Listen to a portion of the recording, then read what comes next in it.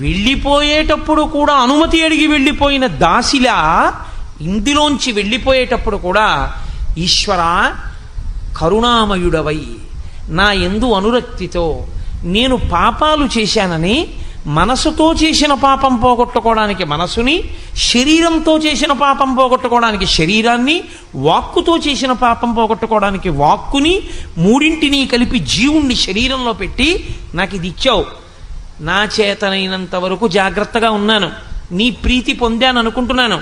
ఒకవేళ నేను తెలిసో తెలియకో అక్కడక్కడ శాస్త్రాన్ని ఉల్లంఘించి దీనితో అపరాధములు చేసి ఉంటే తండ్రి క్షమించు, వచ్చేస్తున్నాను, నీ పాదపంజరంలోకి వచ్చేస్తున్నానని పరమభక్తితో దీన్ని విడిచిపెట్టాడు అనుకోండి, ఈశ్వరుడు వాణ్ణి తనలోకి కలిపేసుకుంటాడు, శుక్లచింత కింద మారిపోయాడు.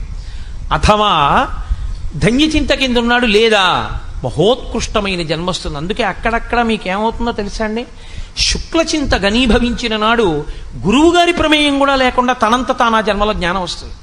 కానీ కోట్ల కోట్ల కోట్ల కోట్ల మందిలో ఒక్కడే ఆ మినహాయింపు, ఆయన ఆదర్శము మాత్రము కాడు. తాను శిష్యుడు కానివాడు లోకానికి ఎలా గురుత్వాన్ని నేర్పుతాడు? ఎక్కడో ఉంటారు కోట్ల కోట్ల మందిలో ఒక్కడుంటాడు గురువు అవసరం లేకుండా తరించినవాడు. కానీ ఆయన మీకు ఆదర్శము కాలేడు. ఎందుకంటే మీరు ఆ స్థాయిని పొందినవారు కారు. మీరు ఆ స్థాయిని పొందినవారైతే మీరు అలాగే ఉండేవారు కాదు. కాబట్టి మీరు గురువుని ఆశ్రయించవలసిందే తప్ప మీరు గురువుని ఆశ్రయించనంటే కుదరదు. గురువుని ఆశ్రయించి, శాస్త్రమును ఆశ్రయించి, మనసుని పరిపుష్టం చేసుకుని దాని వలన మంచి దేహమును పొంది ఉత్తర జన్మలలో ఆ శరీరంతో జాగ్రత్తగా పాపముల నుండి వినిర్ముక్తుడై మళ్ళీ ఈశ్వరుణ్ణి చేరుకునే ప్రయత్నం చెయ్యాలి. 12 నెలలు చదివాడండి పిల్లాడు. 12 నెలలు కాదు, 24 నెలలు చదివాడు. 24 నెలలు అంటే 36 నెలలు చదివాడు. 10th క్లాస్ దేనికి బాగా చదువుతారు? 10th క్లాస్లో 96% వస్తే ఇంటర్మీడియట్ స్టార్ బ్యాచ్లో వేస్తారని 10th క్లాస్ అంతా బాగా చదువుకుంటే ఇంటర్మీడియట్ స్టార్ బ్యాచ్లో వేశారు. మంచి పెద్ద పెద్ద లెక్చరర్లు చదివే క్లాసులో కూర్చున్నాడు. 24 నెలల పాటు క్రికెట్ మ్యాచ్ కూడా చూడకుండా అదే పనిగా స్టాప్ వాచ్ పెట్టుకుని 90 నిమిషాల్లో 180 బిట్లు కరెక్ట్గా చేయడం దృష్టి కేంద్రీకరించి చేశాడు. ఇప్పుడు ఎంసెట్ పరీక్షకి వెళ్ళాడు. నువ్వంతకుముందు 36 నెలలు ఎంత సాధన చేశావన్నది ఇప్పుడు నువ్వు ఈ 3 గంటలో 2 గంటలో ప్రభుత్వం అనుమతించిన సమయంలో నీ దృష్టిని ఎంత పెడతావన్న దాని మీదే నీ జీవిత సుఖశాంతులు. ఎంత బాగా చదివినా 2 గంటలు నీకు పక్క నుంచి వస్తున్నటువంటి లౌడ్ స్పీకర్లో పాటల మీద దృష్టి ఉండిపోయింది. క్యాంపస్ సెలక్షన్లో ఉద్యోగం వచ్చేటటువంటి ఇంజనీరింగ్ కాలేజీలో నీకు సీట్ రాదు. నువ్వు ఒక సామాన్యమైన ఇంజనీరింగ్ కాలేజీలో చదువుకుని బయటికి వచ్చి పట్టా చేత్తో పట్టుకుని ప్రతి ఆఫీస్ ముందుకి వెళ్ళి ఉద్యోగం అడిగి చిట్ట చివరికి ఉద్యోగం రాకపోతే జెరాక్స్ సెంటర్లో 1000 రూపాయలకి బీటెక్ పట్టాతో నువ్వు ఉద్యోగం చేయవలసి ఉంటుంది. ఆ 3 గంటలు నువ్వు వినియోగించలేదు. నువ్వు వినియోగించి ఉంటే నువ్వు కూడా 100% క్యాంపస్ సెలక్షన్ ఉన్నటువంటి ఇన్స్టిట్యూట్లో ఇంజనీరింగ్ చదువుకుని ఇలా ఇంజనీరింగ్ కాలేజ్లోంచి బయటికి వస్తూనే ప్రముఖమైనటువంటి గొప్ప ఆ సంస్థలో ఇంజనీర్ అయి నీకోసం వెంపర్లాడగలిగినటువంటి స్థితిలో ఒక గొప్ప కుటుంబంలో అందచందాలకి పేర్గాంచినటువంటి పిల్ల నీకు భార్య అయింది. నీకు భార్య అంత అందమైన పిల్ల వచ్చింది కాబట్టి అంత అందమైన పిల్లలు వచ్చారు. అంత గొప్ప మామగారు, అంత గొప్ప తండ్రి గారు, అంత గొప్ప ఐశ్వర్యం ఉంది కాబట్టి నువ్వు జీవితంలో అంత వృద్ధిలోకి వచ్చావు. వీటన్నిటికీ కారణం నువ్వు ఆ 3 గంటలు జాగ్రత్తగా ఒళ్ళు దగ్గర పెట్టుకోవడమే.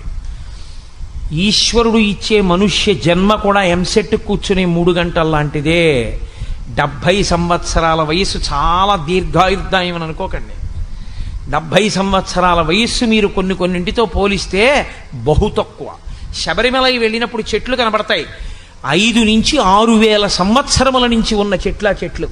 కొన్ని చోట్ల 10,000 సంవత్సరాల నుంచి ఉన్న చెట్లు ఉన్నాయి. కొన్ని చోట్ల ఇంట్లో దాచిపెట్టిన ఇలాంటి తివాచీలు చీమలు కొట్టేయకపోతే అవి 3 తరాలు 4 తరాల తర్వాత కూడా ఉంటాయి. ఒక్కొక్క ఇంట్లో పెట్టేటటువంటి మంచినీళ్లు కాచుకునేటటువంటి వేడి నీళ్లు కాచుకునే రాగి బాయిలరు మా ముత్తాత గారి ముందు ఎవరో కొన్నారండి బాయిలర్ అన్నారు. ఆ బాయిలర్కు ఉన్నటువంటి ఆయుర్దాయం నీకు లేదు. నువ్వు చాలా తక్కువ నీ ఆయుర్దాయం. అందులో నీకు శాస్త్రం మీదకి దృష్టి వెళ్ళడానికి కావలసినటువంటి సమయం నిర్హేతుకంగా పోతోంది. చింత పట్టుకునే సమయం పనికి రాకుండా పోతోంది, సాధన చెయ్యగలిగిన సమయం కొద్దిగానే మిగులుతోంది. అక్కడ వైగ్లభ్యాన్ని పొందేశావా, తథాదేహాంతర ప్రాప్తి, భయంతో శరీరాన్ని విడిచిపెట్టి తిరియక్కవుతావు. ఒక్కసారి తిరియక్కైపోయాడా ఇక మళ్ళీ ఉచ్చులేసి చంపేస్తారు, కత్తుల పెట్టి నరికి చంపేస్తారు, శూలాలతో పొడిచి చంపేస్తారు, కర్రలతో కొట్టి చంపేస్తారు, రాళ్ళు విసిరి చంపేస్తారు, తప్ప చచ్చిపోవడానికి కూడా స్వేచ్ఛ ఉండదు. తాను ఏ పుణ్యకర్మ చేయడానికి అవకాశం ఉండదు. ఇది ఒక్కసారి వదిలిపెట్టేశాడా అయిపోయిందంతే. ఆవు పాలు పట్టుకుని నమస్తే అస్తు భగవన్ విశ్వేశ్వరాయ మహాదేవాయ త్రయంబకాయ త్రిపురాంతకాయ త్రికాగ్నికాలాయ కాలాగ్నిరుద్రాయ అంటూ ఇక అభిషేకం చేయలేడు. ఇందులో ఉన్నంతసేపే, ఎంతసేపు ఉంటావు తెలియదు, ఈశ్వరుడి శాసనం అయ్యేవరకే. ప్రతి క్షణం సద్వినియోగం చేసుకున్నావో ఉత్తర జన్మలు బాగుంటాయి, లేదో తిరుగుతూనే ఉంటాడు అలా. తదాదేహాంతర ప్రాప్తి, అలా ఎన్ని దేహాలు మారుతుంటావు ఈశ్వరుడు అవకాశం ఇస్తూనే ఉంటాడు. పోన్లే ఆ కర్మ క్షయం చేసుకో. కాబట్టి శరీరం ఎందుకు ఇస్తారో తెలుసా అండి, చేసుకున్న కర్మ క్షయం అవ్వడానికి. ఇంకో అవకాశం, అప్పుడు చేసావుగా పాపం, దుఃఖం రూపంలో దీంతో అనుభవించి పోగొట్టుకో. వాళ్ళ మోకాలు మీద తన్నేవు, ఈ జన్మలో మోకాలు నొప్పి అనుభవించు. వాళ్ళు ఎవరో అన్నం తింటుంటే విస్తర లాగేశావు, ఈ జన్మలో షుగరు బీపీ ఉంటాయి, పచ్చడి అన్నం తినలేవు, లడ్డూ తినలేవు, నీ విస్తర లాగేస్తాడు. కనీసం ఇలా గతంలో చేసిన పాపాలు పోగొట్టుకోవడానికి ఈ జన్మలో ఈ శరీరాన్ని తీసుకుని, ఏ జన్మలో పాపమో పోతోందమ్మయ్య, దరిద్రం వదిలిపోయింది ఈశ్వరా, ఎంత ప్రేమతోటో కష్టాల రూపంలో నా పాపం తీసేసావన్నారనుకోండి, అప్పుడు ఈ శరీరం మీ పాపం పోవడానికి కారణం. దిక్కుమాలిన దేవుడు నాకే కష్టాలు ఇచ్చాడని అనుకోండి, ఇంకో పాపం వచ్చి అందులో పడుతుంది. కాబట్టి ఈశ్వరుడు అందుకిచ్చి, అందుకని పునర్జన్మ యందు జీవుడికి గత జన్మ వాసనలు లేకుండా చేసి అవస్థల్ని మాత్రం గమనించగలిగిన శక్తిని ఉంచాడు. ఇది ఈశ్వరుని యొక్క ఔదార్యం. ఈశ్వరౌదార్యమును గుర్తిస్తే తప్ప మీరు భక్తితో ధర్మంలో నిలబడలేరు, యోగము సిద్ధించదు. అందుకే శ్లోకాన్ని అలాగే అన్వయం చేయవలసి ఉంటుంది. కాబట్టి భగవద్గీతలో ఒక్కొక్క శ్లోకం అంటే ఒక్కొక్క అమృత భాండం. అది కరదీపిక, మనిషి తరించడానికి కావలసినటువంటి జ్ఞానమును పరిపుష్టము చెయ్యగలిగినది. సరే, ఇవాళ 15 నిమిషాలు దాటేశాను. ఇవాళ వెనకాతల నృత్య కార్యక్రమం అండి, కృష్ణలీలలు. కృష్ణుడే జగదాచార్యుడు కదూ, కాబట్టి కృష్ణలీలలు అనబడేటటువంటి నృత్య రూపకం ప్రారంభం అవుతుంది. నేను మీతో శ్రీకృష్ణ భగవానుడు అర్జునుడిని ఉద్దేశించి మాట్లాడుతూ, దేహినోస్మిన్ యథా దేహే కౌమారం యవ్వనం జరా తథా దేహాంతర ప్రాప్తి ధీరస్తత్రను ముహ్యతి అన్న శ్లోకం గురించి ఆయన ప్రతిపాదించినటువంటి తత్వాన్ని మాట్లాడి ఉన్నాను. ఆయన అంటారు, వాసాంసి జీర్ణాని యథా విహాయ నవాని గృహ్ణాతి నరోపరాణి తథా శరీరాణి విహాయ జీర్ణ అన్యాని సంయాతి నవాని దేహి అంటారు. చాలా అద్భుతమైనటువంటి శ్లోకం. అదేమి భగవద్గీత అంతా అంతే, అలాగే ఉంటాయి. ఇది మనస్సులో బాగా ఉంచుకున్న వాడికి నిజంగానే జీవితంలో ఒక గొప్ప ఊరట, ఒక ధైర్యం, తన జీవితాన్ని ఎలా గడపాలి అన్న దాని గురించి ఒక సందేశం, ఒక ప్రారంభమునకు ఒక అంతమునకు మధ్యలో దాన్ని వినియోగించుకోవలసినటువంటి విధానం గూర్చినటువంటి పూనిక, స్పష్టత ఏర్పడతాయి. వాసాంసి జీర్ణాని యథా విహాయ నవాని గృహ్ణాతి నరోపరాణి. బహుశः ఇంకింతకన్నా అందమైన, ఇంతకన్నా సౌలభ్యంతో కూడినటువంటి ఉపమానం వెయ్యడం ఎవరికీ సాధ్యం కాదు. ఆయన అన్నారు, లోపల దేహి ఉన్నాడు. దేహి అంటే నేను, జీవుడు, లేదా ఆ జీవుడికి పరమాత్మతో అభేద స్థితి అనుభవించగలిగిన నాడు జీవబ్రహ్మైక్య సిద్ధి. ఉన్నది ఒక్కటే పదార్థం. ఆ ఉన్నటువంటి పదార్థం తొడుక్కుంటోంది. దేన్ని తొడుక్కుంటోంది అంటే, దేహి తొడుక్కున్నది దేహము. దేహి ఉంటాడు, దేహము తొడగబడింది కాబట్టి విడవబడుతుంది. వాసాంసి జీర్ణాని యథా విహాయ నవాని గృహ్ణాతి నరోపరాణి. నరుడు తీసుకుంటున్నాడు. అందులో ఉన్నటువంటి మాట గాంభీర్యమును మీరు అర్థం చేసుకోవాలి. అది ఎవరు తీసుకుంటున్నారు? జీవుడే తీసుకుంటున్నాడు శరీరాన్ని తప్ప ఈశ్వరుడు బలవంతంగా కట్టబెట్టినది కాదు. నువ్వు పుచ్చుకుని తీరాలు సుమా ఈ శరీరాన్నని భగవంతుడు ఇవ్వడు. భగవంతుడికి శరీర కల్పన యందు లేదా మీకు ఈ దేహాన్ని ఇవ్వాలి అన్న దాని విషయంలో ఈశ్వరుడికి పూనిక కానీ నేను ఇచ్చి తీరాలనేటటువంటి స్థితి కానీ ఆయనకేమీ ఉండదు. ఆయనకు అలా ఇవ్వవలసిన అవసరం ఉండదు. ఆయన ఇవ్వడు కూడా. ఆయన స్వతంత్రుడు కాడు. ఆ విషయంలో ఆయనకు ఆ అవసరం లేదు. ఎవరు తీసుకుంటారు అంటే మనమే తీసుకుంటాం. అది ఎలా తీసుకుంటాము అన్నదానికి ఒక ఉపమానం చెప్తున్నారు. ఇప్పుడు నేను అన్నది అబద్ధపు నేను వైపుకి నేను ఊంచుకుంటూ ఉంటాను. ఇప్పుడు అబద్ధపు నేను అంటే ఇది ఈ శరీరం. నిజానికి ఈ శరీరం కూడా నేను కట్టుకున్నటువంటి ఒక వస్త్రం ఎటువంటిదో దేహి కట్టుకున్నటువంటి వస్త్రంతో సమానం ఆ శరీరం. కాబట్టి నేను ఈ వస్త్రం కట్టుకున్నాను. ఈ కట్టుకున్న వస్త్రాన్ని అయ్యో నేను ఇది కట్టుకుని వచ్చాను, దీంతో ప్రవచనం చేశాను, భగవద్గీత చెప్పాను, ఈ వస్త్రాన్ని ఇప్పేయడం ఏమిటని చెప్పి ఇంటికి వెళ్ళిన తర్వాత కూడా నేను ఈ వస్త్రాన్ని ఉంచుకోను. అథవా నేను ఒకవేళ ఉంచుకున్నా ఏదో చీకటి పడే పర్యంతం ఉంచుకోవచ్చు. ఫలహారం చేసేటప్పుడు ఈ బట్టలు విప్పేస్తాను. విప్పేసి అవసరమైతే వేరొక పర్యాయం స్నానం చేసి వేరొక పల్చటి వస్త్రాన్ని కట్టుకుని నేను ఫలహారం చేసి నిద్రకు ఉపక్రమిస్తాను. నేను నిద్రపోయిన వస్త్రాన్ని మళ్ళీ రేపు పొద్దున్న ఉంచుకోను. మళ్ళీ ఆ వస్త్రాన్ని తీసేసి ఇంకొక వస్త్రాన్ని తొడుక్కుంటాను. ఇన్ని వస్త్రములను నేను విడిచిపెడుతున్నా. మీరు బాగా గుర్తుపట్టాలి, వస్త్రము నన్ను అంటుకోవట్లేదు, వస్త్రము నన్ను వదలటం లేదు. ఈ రెండిటి యందు వస్త్రమునకు స్వేచ్ఛ ఏం లేదు. మా ఇంట్లో నేను కట్టుకోవలసినటువంటి పంచెల దొంతర ఒకటి ఉండొచ్చు నా గూట్లో, కానీ ఏ ఒక్క పంచా కూడా కోటేశ్వరారి ఇవాళ భగవద్గీతకి మేము వస్తాం, మీతో మేము మీకు కట్టబడతాం అని ఏ పంచా తనంత తాను లేచి నాకు కట్టబడదు. ఏ పంచని కట్టుకోవాలి అన్న విషయంలో నాది స్వాతంత్ర్యం. నేను ఏ పంచ తీసుకుంటే ఆ పంచ కట్టుకుంటాను. నేను ఎప్పుడు విడిచిపెట్టేయాలనుకుంటే ఆ పంచినప్పుడు విడిచిపెట్టేస్తాను. ఒక్కొక్కసారి కట్టుకున్న తర్వాత చూస్తే అది ఏ కారణం చేతనైనా కావచ్చు, ఉతుకుతున్నప్పుడు కావచ్చు, ఆరేసినప్పుడు కావచ్చు, ఏదో పక్షి పాడు చేయడం వల్ల కావచ్చు, దాని మీద ఓ మరక కనిపిస్తుంది. అయ్యో ఇది ఇస్త్రీ చేసేసి సిద్ధం చేసుకున్నాం, ఇంకా నయం ఏ ఊరో పట్టుకెళ్ళాం కాదు అని కట్టుకున్న వస్త్రాన్ని అదేంటి నాన్నగారండి మీరు చూసుకోలేదా అంత మరకుంది అంటే గభాలను ఆ వస్త్రాన్ని విడిచిపెట్టి ఇంకో వస్త్రం కట్టుకుంటాం. ఇప్పుడు ఆ వస్త్రాన్ని కట్టుకున్నా విడిచిపెట్టినా నేను కట్టుకుంటున్నాను, నేను విడిచిపెడుతున్నాను. వస్త్రానికి స్వాతంత్రం లేదు. నేను కట్టుకుని నేను విడిచిపెడుతున్నాను. నేను కట్టుకుని నేను విడిచిపెట్టడానికి కారణం ఒక్కటే, వాసాంసి జీర్ణాన్ని యథావిహాయ. అది జీర్ణమైతే విడిచిపెడతాను. ఇక్కడ విడిచిపెట్టడం అన్న శబ్దం ఎక్కడ వరకు తీసుకెళ్తున్నారంటే కృష్ణ పరమాత్మ అసలు నేను వాడడం ఆపేయడం వరకు. ఇక నేను దాన్ని వాడడం వదిలిపెట్టేస్తున్నాను, పూర్తిగా ఆపేస్తున్నాను. అంటే ఇక ఈ పంచెని నేను విడిచిపెట్టినా ఇది మళ్ళీ కట్టుకునే అవకాశం ఉంటుంది. ఎందుకంటే దీన్ని చాకలి కడుతుంది, ఉతుకుతారు, ఇస్త్రీ చేస్తారు, మళ్ళీ వస్తుంది, మళ్ళీ నా గూట్లో పెట్టుకుంటాను. మళ్ళీ ఎప్పుడో నాకు ఏనాడు ఈశ్వరుడు శాసనమై దీన్ని కట్టుకోవాలనిపిస్తే అప్పుడు గూట్లోంచి ఆ పంచె తీస్తాను. కానీ ఈ పంచె నేను ఇక కట్టను అని నేను దీన్ని తీసుకెళ్ళి బయట పారేశాను అనుకోండి.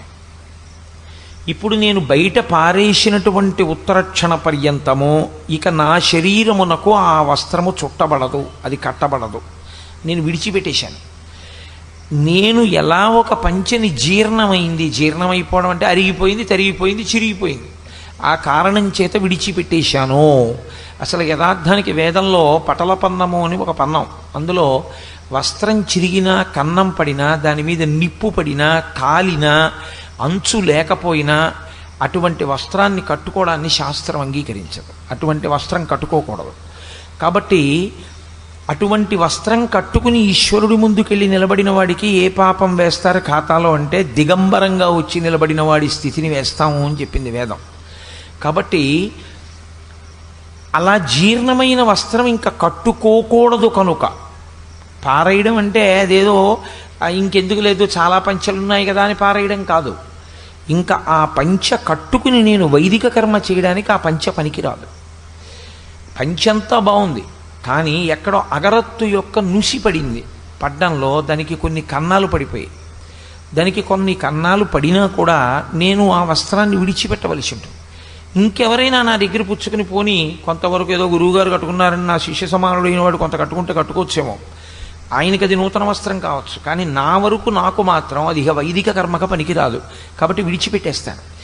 నేను ఎప్పుడది ఇంకా నాకు పనికిరాదని నిర్ణయం చేసుకున్నానో అప్పుడు నేను ఆ వస్త్రాన్ని విడిచిపెట్టేసినట్లుగా వాసాంసి జీర్ణాని యథా విహాయ నవాని గృహ్ణాతి నరూపరాణి.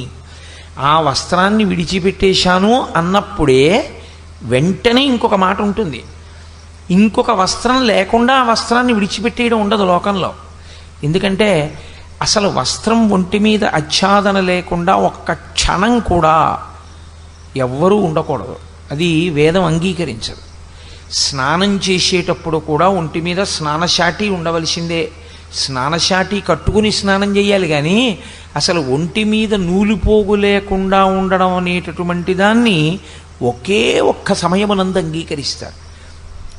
ఏ శరీరంతో వచ్చాడో ఆ శరీరము మళ్ళీ ఈ లోకం నుంచి మహాభినిష్క్రమణమును పొందుతున్నప్పుడు దాని మీద ఇంక ఏ విధమైన ఆచ్ఛాదనలు ఉంచరు. యజ్ఞోపవీతంతో సహా అన్నీ తీసేయవలసిందే. అన్నీ తీసేసి శరీరాన్ని ఒక్కదాన్నే కట్టెల మీద పడుకోబెడతారు తప్ప ఏ కారణము చేత అసలు శరీరము మీద నూలుపోగు లేకుండా ఒక్కడూ దిగంబరుడై కనపడకూడదు. అందుకే పెళ్లిలో స్నాతకం చేసేటప్పుడు గురువుగారు చెప్తారు, ఎన్నడూ ఒంటి మీద బట్ట లేకుండా నేను కనపడను అని వాగ్దానం తీసుకుంటారు. మృత్యువుతో సమానం, అమంగళం కాబట్టి నేను వస్త్రాన్ని వదిలిపెట్టాను అంటే గుర్తు ఏమిటంటే ఇంకొక వస్త్రం ఉన్నది అని గుర్తు కట్టుకోవడానికి. ఇది విడిచిపెట్టిన ఉత్తర క్షణంలో నేను ఆ వస్త్రాన్ని కట్టేసుకుంటాను. ఈ వస్త్రాన్ని విడిచిపెట్టడానికి ఆ వస్త్రాన్ని కట్టుకోవడానికి మధ్యలో ఉండేటటువంటి వ్యవధి బహు తక్కువ ఉంటుంది, చాలా తక్కువ ఉంటుంది తప్ప అసలు నేను వస్త్రం లేకుండా ఉండడం అన్నది ఇక ఈ శరీరాన్ని వదిలిపెట్టేస్తున్నప్పుడే ఉంటుంది. పూర్తిగా శరీరం ఈ ప్రపంచంలోంచి వెళ్ళిపోతున్నప్పుడు కొద్దిసేపు ఉంటుంది అలా. కాబట్టి నేను ఒక వస్త్రాన్ని జీర్ణమైపోయిందని వదిలిపెట్టి ఇంకొక వస్త్రాన్ని తీసుకోవడంలో వస్త్రము యొక్క ప్రమేయము ఎంత మాత్రమూ లేదు. నాదే ప్రమేయమైనట్లు ఈ పంచ కట్టుకున్నా నేనున్నాను, ఈ పంచ విప్పేసి రేపు సాయంకాలం నేను ఇంకో పంచ కట్టుకుని వస్తాను, అప్పుడూ నేనుంటాను. నిన్నని ఇంకొక పంచ కట్టుకున్నాను, అప్పుడూ నేను ఉన్నాను. పంచ లేదు కానీ నేను మాత్రం ఉన్నాను. పంచ మారిపోయింది కానీ నేను మాత్రం అలాగే ఉన్నట్టు శరీరం కూడా. దేహి ఏం చేస్తుంటాడంటే లోపల ఉన్న జీవుడు ఈ శరీరాన్ని వదిలిపెట్టేస్తాడు. వదిలిపెట్టేసి మళ్ళీ ఒక కొత్త శరీరాన్ని తాను పుచ్చుకుంటూ ఉంటాడు. ఇందులో మీరు కొంచెం జాగ్రత్తగా గమనించవలసినటువంటి విషయం ఒకటి ఉంది. ఇందులో ఎవరు ఇచ్చాడో వాడు తీసుకుంటాడు, తీసుకుని కొత్త శరీరం ఇస్తాడు అని ఎక్కడైనా ఉందా ఈ శ్లోకంలో? ఎక్కడా లేదు. ఈ ఇచ్చినవాడెవరో వాడు పుచ్చేసుకుంటాడని కానీ, పుచ్చేసుకుని మీకు కొత్త వస్త్రం ఇస్తాడని కానీ సాక్షాత్ గీతాచార్యుడే చెప్పలేదు. కృష్ణ భగవానుడంటే సాక్షాత్ పరబ్రహ్మము, పరిపూర్ణావతారము. అటువంటి కృష్ణుడే ఈశ్వరుడు నీకు ఈ దేహం ఇస్తాడు, ఈశ్వరుడు ఈ దేహం తీసేసుకుంటాడు, ఈశ్వరుడు మళ్ళీ నీకు ఇంకో కొత్త దేహం ఇస్తాడు అని అనలేదు. వాసాంసి జీర్ణాని యథా విహాయ నవాని గృహ్ణాతి నరోపరాణి తథా శరీరాన్ని విహాయ జీర్ణ అన్యాని సంయాతి నవాని దేహి పుచ్చుకుంటాడు అన్నారు. దేహి అంటే ఈశ్వరుడు కాడు, జీవుడు ఈశ్వరుడైపోయిన స్థితి యందు ఆవిర్భవించినటువంటి స్థితి వేరు, ఆ జ్ఞానం, ఆ పరిపక్వత వేరు. మనమే పుచ్చుకుంటున్నాం, మనమే దీన్ని వదులుతున్నాం, మనమే దీన్ని పుచ్చుకుంటున్నాం. అదేమిటండి, మీరు గీతలో అలా ఉందంటున్నారు, ఆ శ్లోకం చెప్తున్నారు రైటే, కానీ మేము ఈ శరీరాన్ని ఎందుకు వదలాలనుకుంటాం? అసలు మేము వదలం కదా, మాకు ఈ శరీరంతో ఉండాలని ఉంటుంది. మేము వదిలేయడం ఏమిటి? ఈ శరీరాన్ని కాదు. ఈ శరీరాన్ని మనం వదిలిపెట్టడం అంటే మనకి ఇష్టం ఉండి వదిలేమా, ఇష్టం లేక వదిలేమా కాదు. వదలడానికి కారణము మనమయ్యున్నాము అంతే. మన కారణంగానే శరీరం పడిపోతుంది, మన కారణంగానే శరీరం నిలబడుతుంది. ఎందుచేత అంటారేమో, శరీరము పడడానికి, శరీరం పుచ్చుకోవడానికి, మళ్ళీ శరీరం పడ్డానికి, మళ్ళీ శరీరం పుచ్చుకోవడానికి కారణము ఒక్కటే, కర్మ. మనం చేసేటటువంటి కర్మ ఏది ఉన్నదో అది ఫలితమును విడిచిపెడుతూ ఉంటుంది. ఎప్పుడు కొంత ఫలితాన్ని ఇచ్చుకుంటూ వెళ్ళిపోతూ ఉంటుంది. ఇప్పుడు ఈ ఫలితాన్ని అనుభవించాలి. అనుభవించడానికి శరీరం ఉండాలి. శరీరం లేదనుకోండి, ఎలా అనుభవిస్తారు? కుదురుతుందా? మీరు కొంచెం జాగ్రత్తగా అర్థం చేసుకునే ప్రయత్నం చేయండి. నేను ఒక పుణ్యకర్మ చేశాను, నేను ఏదో ఒక మంచి పని చేశాను, 10 మందికి పనికొచ్చే పని, లేకపోతే శాస్త్రవిహితమైన కర్మ ఒకటి నేను చేశాను. 7 కొండలు నడిచి ఎక్కి వెంకటేశ్వరుణ్ణి దర్శనం చేశాను. అప్పుడు నాకు ఒక కొంత పుణ్యం వచ్చింది. ఇప్పుడు ఈ పుణ్యానికి ఫలితాన్ని నేను అనుభవించాలి. ఈ పుణ్యానికి ఫలితమే సుఖము. సుఖము అన్నది మనసు రంజిల్లేటట్టుగా ఉంటుంది. అమ్మా చాలా హాయిగా ఉందిరా అనిపిస్తుంది మనసుకి. ఆ సుఖరూపంలో నేను పుణ్యకర్మ యొక్క ఫలితాన్ని అనుభవించేస్తాను. నేను ఒక పాపం చేశాను, ఇప్పుడు చెప్పులు వేసుకుని వెంకటాచల పర్వతం మీద తిరిగాను.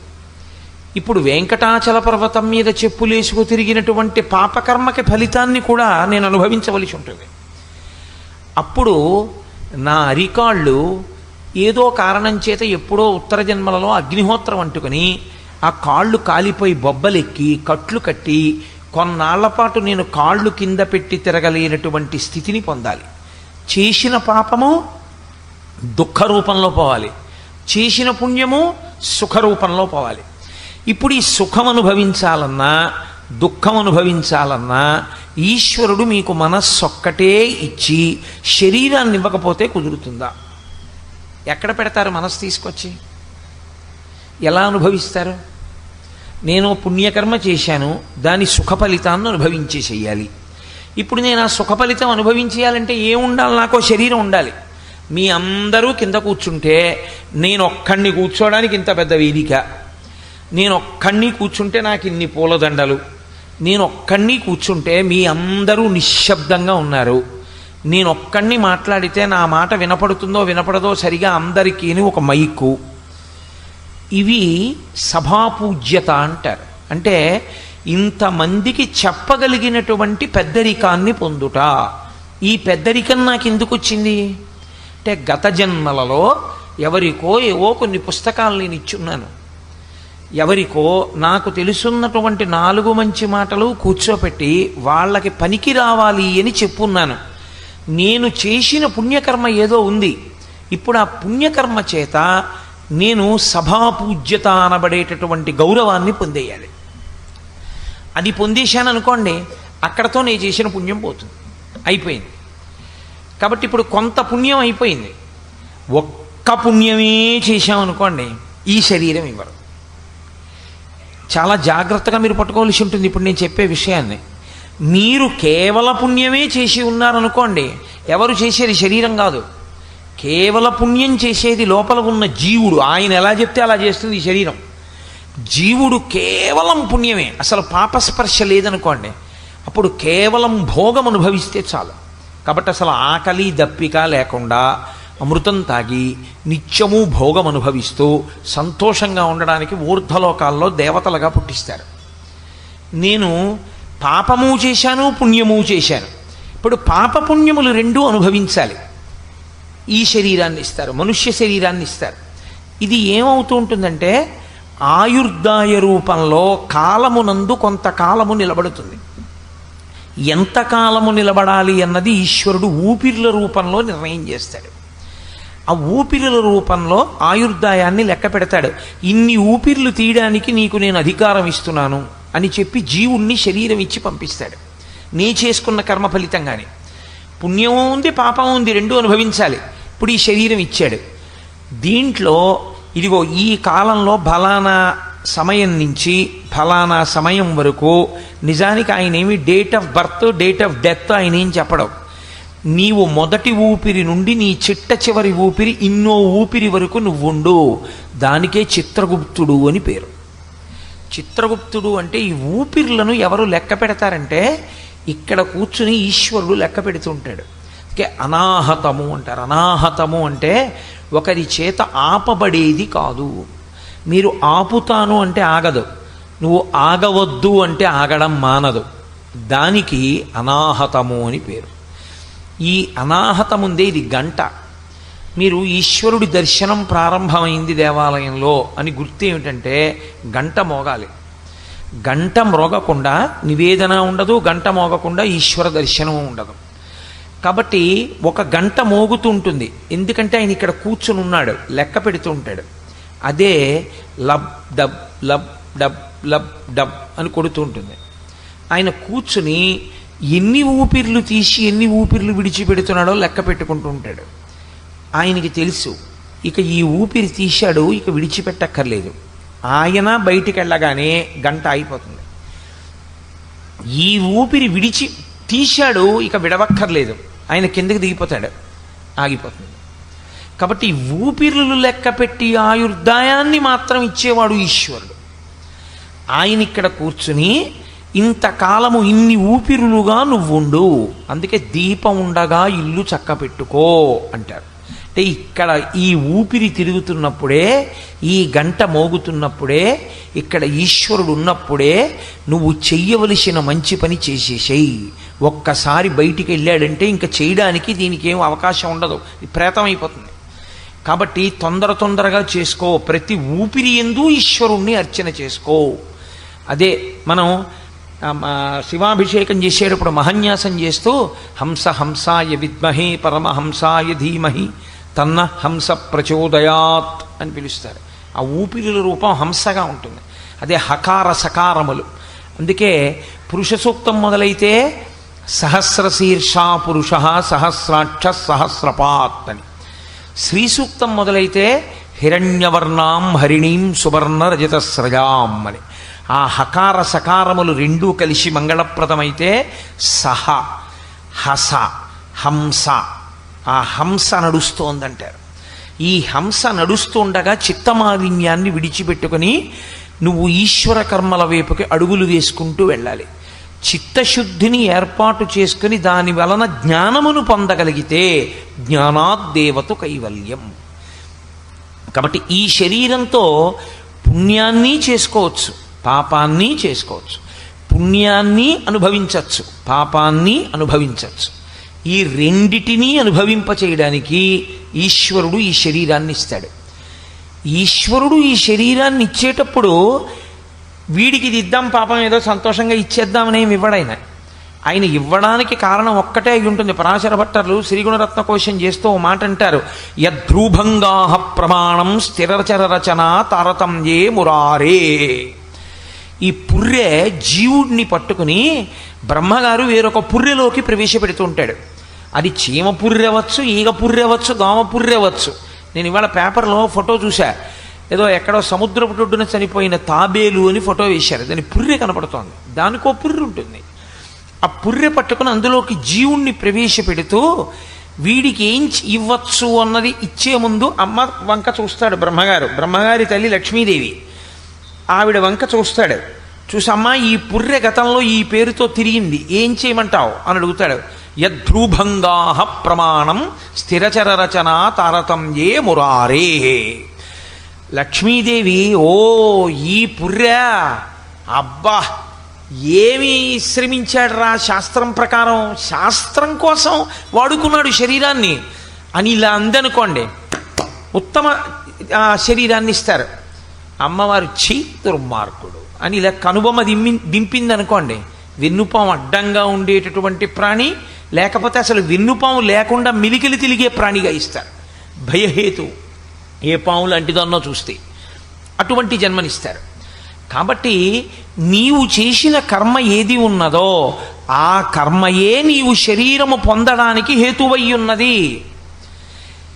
ఇప్పుడు శరీరాన్ని ఈశ్వరుడు ఇస్తున్నాడని ఈశ్వరుడి మీద నెపం పెట్టి కూర్చుంటే నువ్వు శరీరములను పొందుతూనే ఉంటావు. అలాగా పొందుతూనే ఉంటే వచ్చిన నష్టం ఏమిటో తెలుసా అండి?